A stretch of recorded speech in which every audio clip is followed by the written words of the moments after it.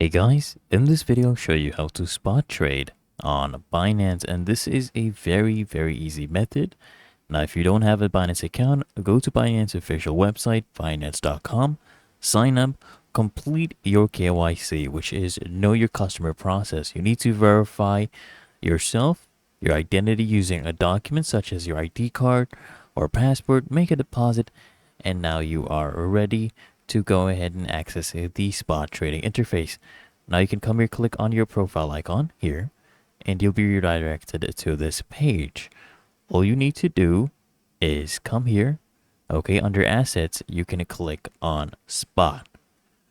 Okay, now if I come here to spot, you can go ahead and use this feature to go ahead and okay, so let's let this load up.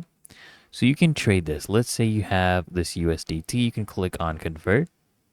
Okay, you can convert this by spot trading and trading to any other cryptocurrency of your choice. For example, USDT to any other coin that you would like to go ahead and spot trade with, you want to convert with. So you come here, you choose, you can search it up, right? You can choose from a bunch of different options. You can type in the code for that currency as well, right? You can type that in.